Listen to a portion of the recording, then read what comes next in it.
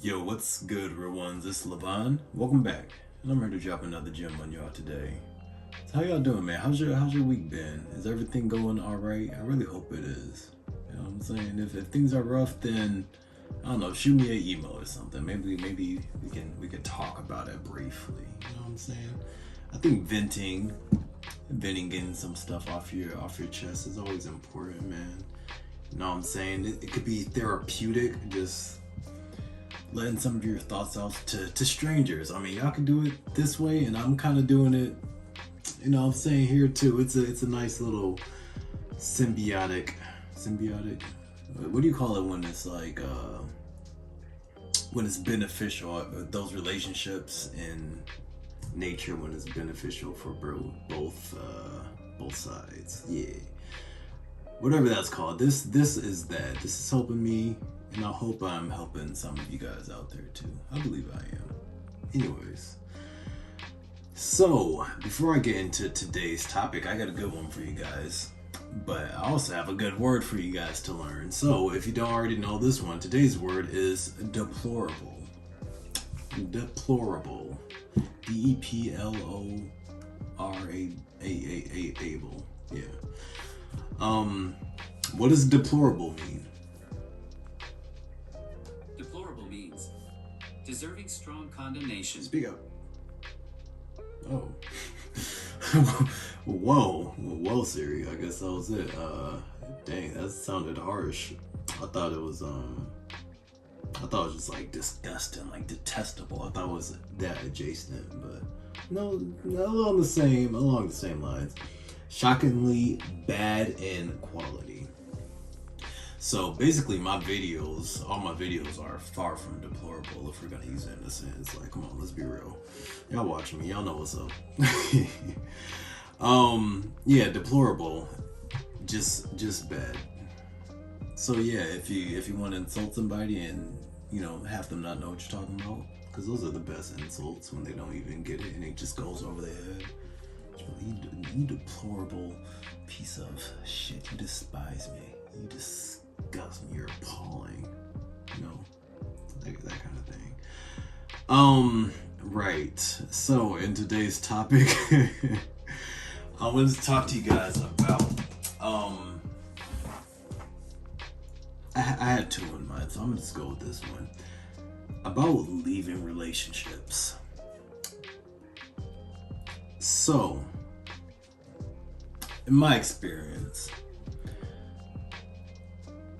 in the past, I was the kind of person to, if something was going bad in a relationship or there was some kind of tension, if there was some kind of confrontation that happened in a relationship, in a friendship, then I would be the type to like go to the person, apologize, like do everything I could to keep the relationship going, right? I carried my weight, if you could put it that way. And I think in some relationships in the past, I also carried other people's, carried their end of the relationship. It wasn't symbiotic, or it was the opposite of what I was trying to think of earlier. It would be like one-sided, you know what I'm saying, doing all the work, and that wasn't for all my relationships, but some, right? And I think I let things get to that point just because for me, I wasn't in a place where where I had the confidence and where I had the reassurance within myself to do things alone. And I know if I was there, I know if I was at that point in my life, then somebody else out there is. You know what I'm saying? Maybe you're in a relationship where you feel like you're the one that's keeping the embers going. You know what I'm saying? If both people were putting in equal effort, or if they were matching yours, and it could be a steady fire. You know what I'm saying? But you just adding air and breath to the embers, trying to keep it going, and they just trying to sizzle out. But you shouldn't be in that position, man. No relationship that you're in should be one-sided. They need to be mutually beneficial, right? If it's going to be a healthy dynamic. And I think being afraid of, losing people would have kept me in some of those relationships. And then also, so it was like a fear of being alone, or I guess potentially abandonment could be like a thing like that. And also I think being in a place of just not knowing how to set boundaries, you could end up in a situation like that as well. So if things are one-sided and you're not letting a person know, what you have problems with, and basically the relationship just isn't healthy.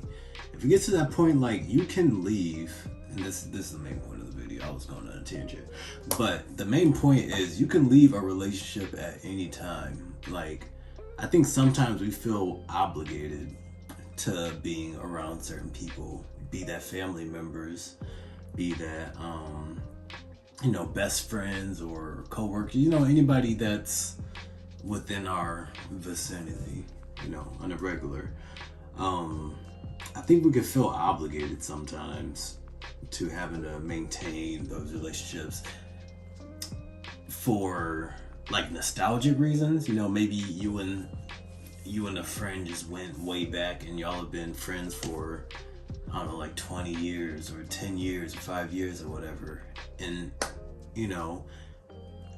some people want to stay in relationships that are no longer healthy because of just like the time that you guys spend together for time reasons.